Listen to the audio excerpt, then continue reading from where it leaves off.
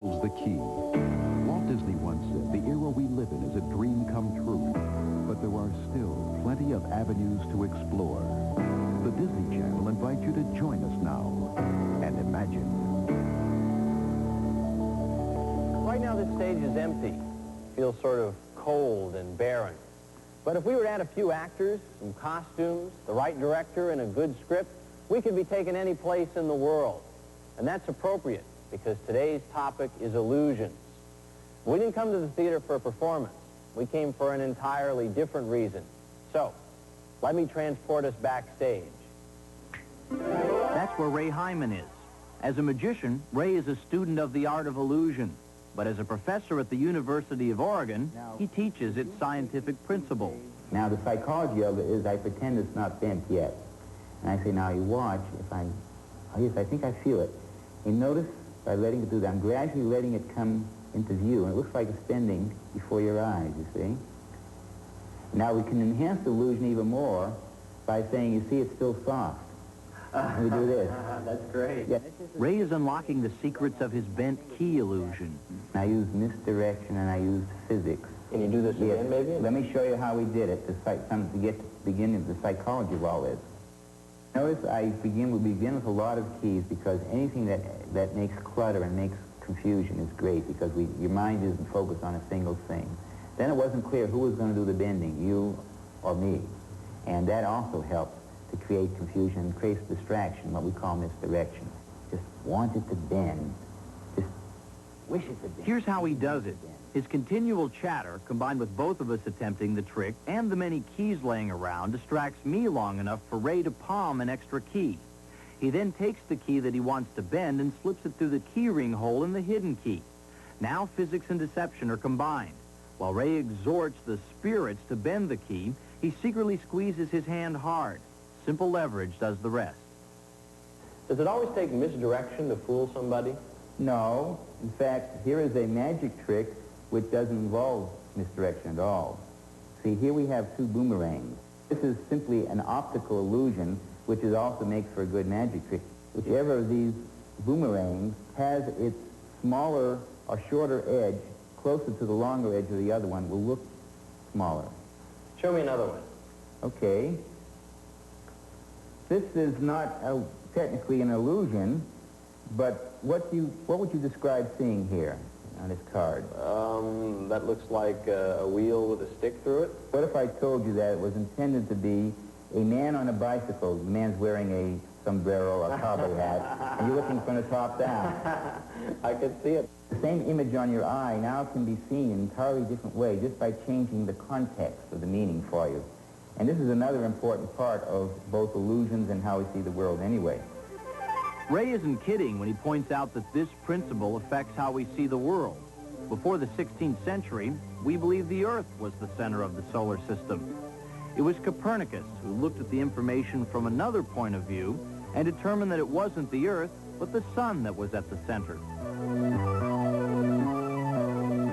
Here's another example of how what we think we're seeing depends on the surrounding context. We're clearly looking at the letters ABC. Or are we? Change the context, and the B of ABC becomes a 13, as in 12, 13, 14. Our mental instinct to find a logical explanation for things provides artist M.C. Escher with a rich resource. Here he shows us a water system flowing on top of a building. Each detail seems reasonable, but the total is an impossibility. The water's flow somehow carries it to a point higher than it began. It's flowing uphill. An illogical image that somehow looks perfectly logical. Another artist who excels at visual illusions is nature. These cyclists seem to be pedaling through puddles of water, but the pavement is bone dry. The shimmering reflections result from the heat causing air to rise so quickly that it reflects light off the asphalt like a mirror. Is this a flying saucer? Nope. It's the sun on the horizon, flattened out of shape by a thick layer of air acting as a lens. And are these two people really walking on water? No again. Here, air above the warm water has magnified the figures, apparently drawing them off the distant dry land and onto the middle of the lake. Are these lines parallel? Of course they are. They only look out of kilter.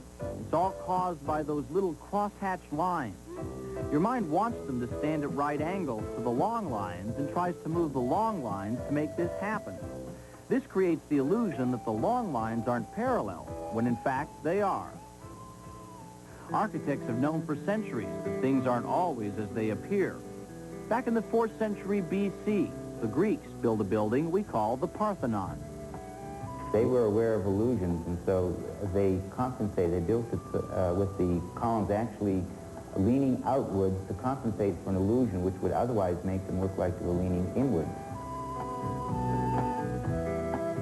What do you see here? If you see 2 triangles, you filled in a lot of lines, since there are actually only 3 niched circles and 3 V's. Your mind has provided the rest. This desire for completeness and order is often exploited in lettering. An artist draws lines that only hint at the complete letter. Again, our minds fill in the blanks. Moving pictures operate on the same principle. 24 still pictures per second pass across the screen, and our mind connects them into a smooth moving image. I'm the horseman known as Zorro. Film isn't the only art form that banks on illusion for its success. Look at this Winslow Homer painting called Breezing. There's an illusion of depth that Homer created by making the boat in the background much smaller than the one in the foreground.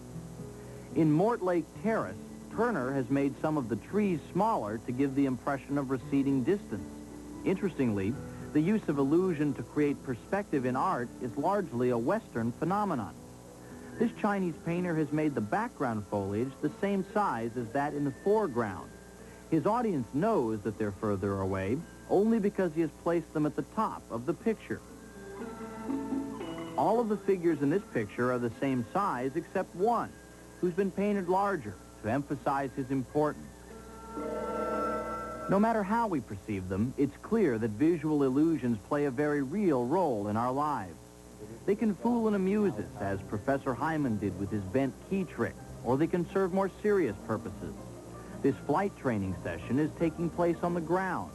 The computer-generated pictures are simulations, but they provide the pilot with the same challenges he'll eventually face when he lands a real aircraft. So as enjoyable as Professor Hyman's drawings are to muse over, they serve a deeper purpose. They help us to see the truths that lie behind the illusions.